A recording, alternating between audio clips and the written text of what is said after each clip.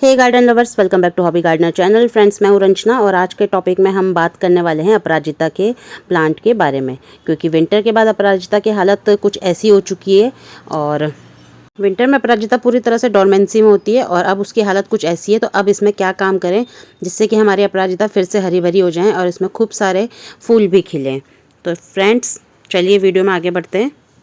तो दोस्तों, सबसे पहले तो आप अपने प्लांट की स्टेम को, अगर आपके प्लांट में लीफ नहीं है और सिर्फ डंडियाँ डंडियाँ बची है, टहनी टहनी बची हैं, तो सबसे पहले आप उसकी लीफ को चेक, मतलब स्टेम को खुरच के थोड़ा चेक कर लें कि वो ग्रीन है कि नहीं है। अगर प्लांट आपका ग्रीन है तो मतलब प्लांट आपका जिंदा है, उसमें दोबारा से न्यू ग्रोथ आएगी।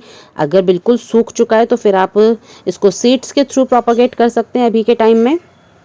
तो दोस्तों, विंटर के बाद अपराजिता में सबसे मेन काम होता है प्रूनिंग का। तो आपको इसमें जो है हार्ड प्रूनिंग करनी है।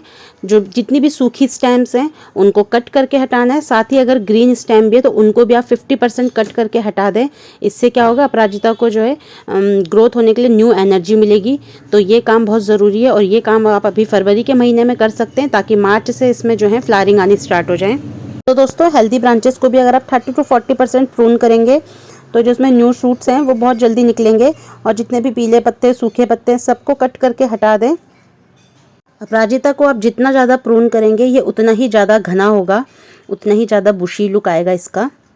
तो प्रूनिंग तो हो गई है। अब प्रूनिंग के बाद इसमें क्या करना है, तो दोस्तों सबसे पहले तो सॉइल को थोड़ा सा लूजन कर लें इसकी।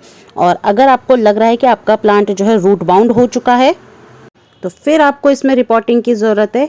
तो मेरा जो है ये बहुत छोटे छोटे प्लांटर में लगे हुए हैं और वैसे तो रूट बाउंड है नहीं लगभग, लेकिन फिर भी मैं इनको रिपोर्ट कर दूंगी ताकि ये पूरी समर में मुझे इनको दोबारा रिपोर्टिंग ना करनी पड़े इनकी।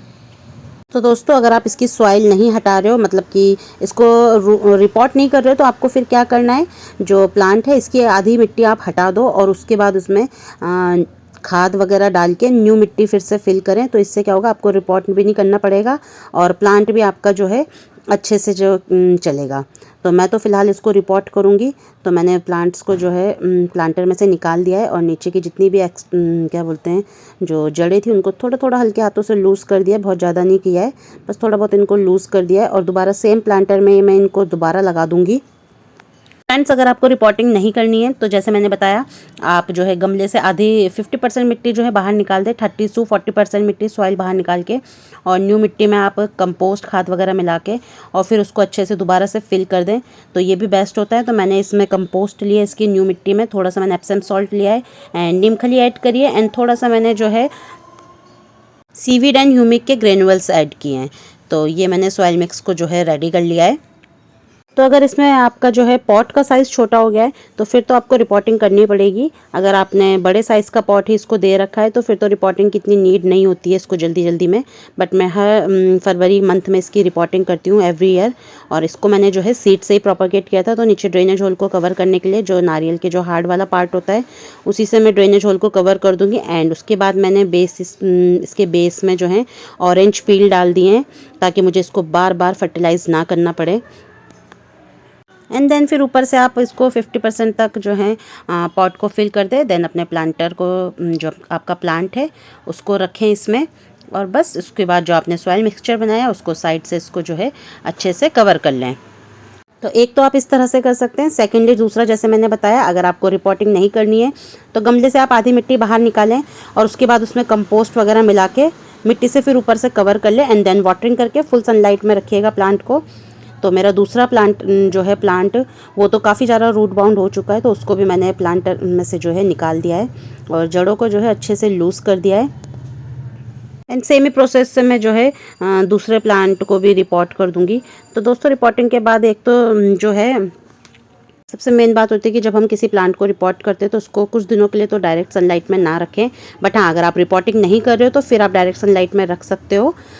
लेकिन मैंने रिपोर्टिंग करी तो मैं अभी ना कुछ दिनों के लिए शेड में रखूँगी एंड फिर इनको सनलाइट प्रोवाइड कराऊंगी। और सेम प्रोसेस से मैंने इसकी भी सॉइल फिल करी है। तो सेम वे से ही मैं दूसरे प्लांट को भी जो है रिपोर्ट कर रही हूँ। तो अभी आप इसको कटिंग के थ्रू भी लगा सकते हैं अपराजिता को, एंड साथ ही साथ अभी आप इसको सीड्स के भी थ्रू लगा सकते हैं।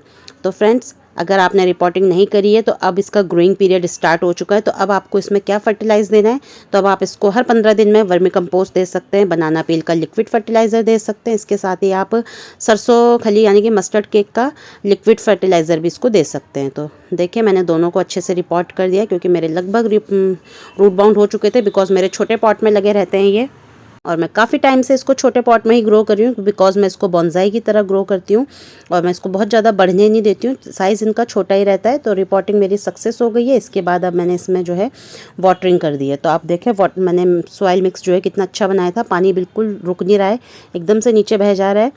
तो उसके बाद जब आप वाटरिंग कर दें, रिपोर्टिंग अगर नहीं कर रहे हो तो फिर सनलाइट प्रोवाइड करेगा। अगर रिपोर्टिंग के बाद वाटरिंग कर रहे हैं देन फिर आपको इसको जो है ब्राइट लाइट में रखना है, लेकिन कुछ दिनों के लिए ब्राइट लाइट में रखिएगा, 2-3 दिन के लिए। फिर जब प्लांट आपका थोड़ा स्टेबल हो जाए देन आप इसको सनलाइट प्रोवाइड करा सकते हैं।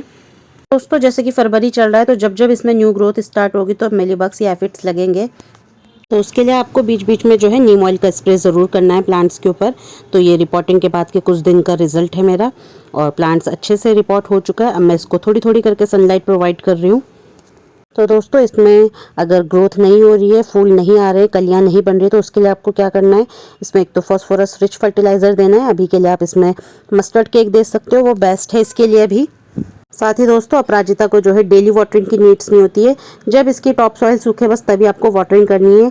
तो समर में आपको इस चीज़ का भी ध्यान रखना है, डेली वाटरिंग बिल्कुल नहीं करनी है, बस मिट्टी अगर टॉप सॉइल ऊपर से सूख रही है तब आप इसको वाटरिंग कर सकते हैं।